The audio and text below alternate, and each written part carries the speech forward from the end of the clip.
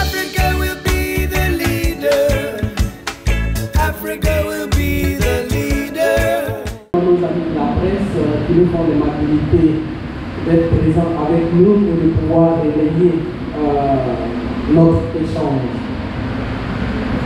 Aujourd'hui, parler de changement climatique, c'est parler d'un fait très évident, en ce sens que peu importe où nous sommes, peu importe ce que nous faisons, nous sommes victimes et témoins des changements climatiques. Je donnerai simplement pour exemple, lorsque au niveau d'Abidjan, ces derniers temps, vous remarquez dans un mois de novembre, qu'il pleut d'une manière inhabituelle, mais en même temps qu'il fait chaud d'une manière très inhabituelle. Et récemment, l'Organisation nationale de la météo a lancé des alertes sur les risques encourus avec ce temps très incertain et très difficile à maîtriser et à déterminer. Pour revenir à votre question, lorsqu'on parle de changement climatique, on parle bien évidemment d'une situation qui va affecter l'avenir. Et quand on parle d'avenir, bien évidemment, on parle de jeunesse. Et à ce titre-là, la jeunesse est évidemment concernée. Lorsque vous rentrez, vous descendez sur le terrain, dans nos villages, dans nos campagnes, vous verrez qu'aujourd'hui, les personnes qui sont affectées par les changements climatiques sont les jeunes. Le dernier recensement de la population en Côte d'Ivoire nous donne plus de 70% de la population qui est jeune. Donc, lorsqu'on parle de changement climatique, bien évidemment, c'est cette jeunesse-là qui est concernée, c'est cette jeunesse-là qui est affectée. Pourquoi Africa Climate Band campagne? Pourquoi cette campagne autour de la musique pour donner des solutions climatiques? Et il expliquait que ce programme est mis en place pour passer à l'action. Il faut qu'on passe à l'action.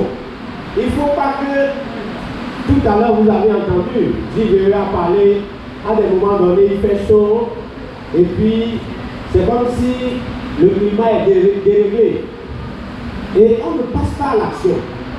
Donc, ce programme est mis en place pour qu'on puisse passer réellement à l'action.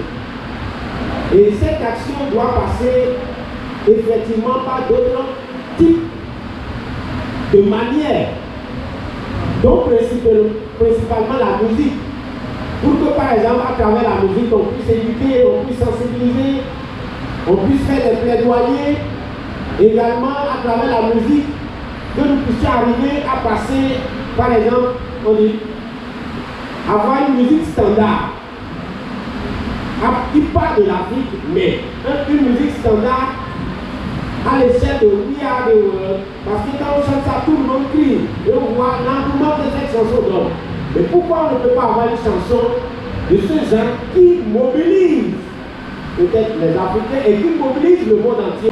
Africa Climate Band is the energy and the catalyst for the movement, the campaign.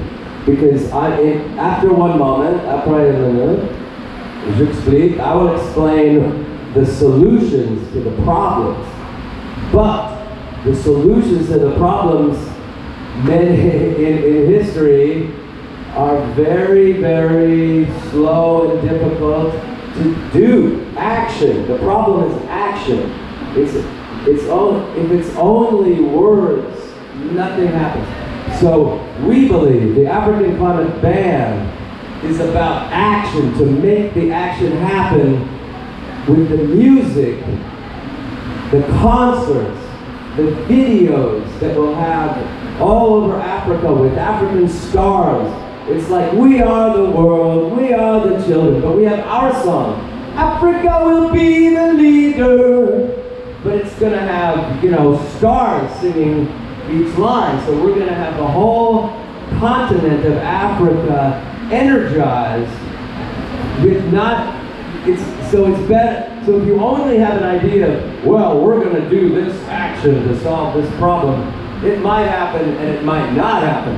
But if you have a campaign and a movement that's fueled by a popular video and a popular band and songs and concerts, then the action is a much better chance to actually happen.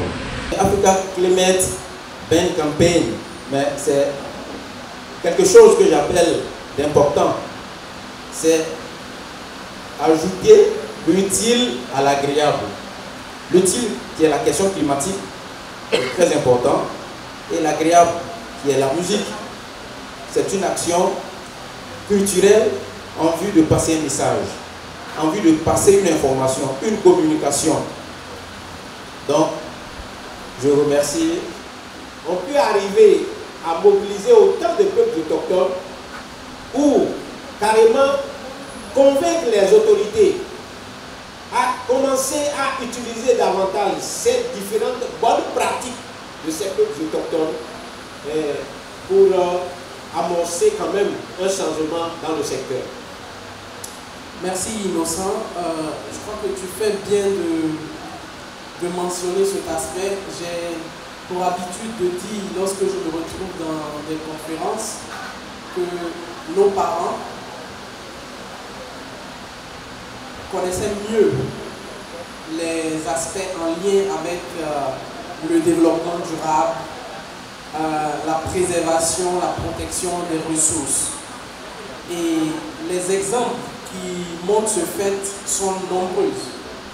Aujourd'hui, quand vous parcourez tout le pays, toute la Côte d'Ivoire, du nord au sud, de l'est à l'ouest, à chaque fois que vous trouverez un village, vous allez trouver à côté une petite forêt sacrée.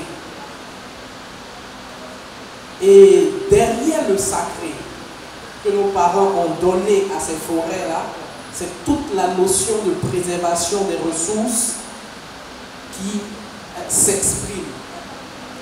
Parce que dans nos traditions, quand on a une forêt sacrée, et lorsqu'advient par exemple une crise au village, quand on a besoin de trouver des produits, des médicaments, on va verser un peu d'alcool, on va parler aux ancêtres et on va permettre aux gardiens de la tradition de pouvoir entrer dans cette forêt et de trouver les plantes qu'il faut pour soigner et régler le problème. Voilà un exemple parmi tant d'autres en termes de pratiques autochtones, de pratiques culturelles, de savoirs locaux. Quand vous prenez par exemple également nos parents qui sont des chasseurs, quand ils vont à la chasse, ben, ils ne tuent pas tous les animaux qu'ils retrouvent sur leur chemin. Ils sont en mesure de savoir que tel animal est en gestation et que pour le bien de la nature, il ne serait pas bien de tuer cet animal qui est en gestation. Ceci pour dire qu'en tant que peuple africain, population autochtone, les pratiques, les savoirs endogènes, les savoirs locaux et les principes de développement durable sont inhérents à nos vies, à nos habitudes. Aujourd'hui, de plus en plus, on parle d'agriculture, respectueux de l'environnement, mais ces techniques agricoles qui ne sont pas respectueuses de l'environnement viennent il n'y a pas très longtemps et viennent d'ailleurs et sont à la limite imposées à nos populations. Donc bien évidemment, nous, dans le message que nous passons aux communautés, à nos populations, nous leur demandons de revenir à ce qu'elles savaient faire déjà. Revenir pour dire que dans nos pratiques, ces techniques de développement durable, ces techniques agricoles respectueuses de l'environnement et qui permettent de préserver l'environnement existaient dans le temps. Donc dans notre approche aujourd'hui, c'est d'aider nos communautés à revenir à ces valeurs qui ont été plus ou moins mises en veilleuse du fait d'un certain nombre de facteurs externes. Aujourd'hui, quand vous prenez tout ce qui est pollution chimique et autres, ça s'accompagne de beaucoup de publicités, de beaucoup de campagnes. Et ces publicités, ces campagnes-là arrivent malheureusement à prendre le dessus sur nos communautés.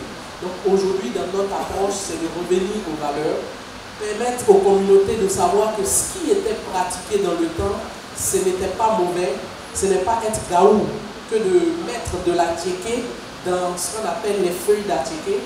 Ce n'est pas être choco que d'utiliser du plastique pour mettre de la tchéké dedans aujourd'hui.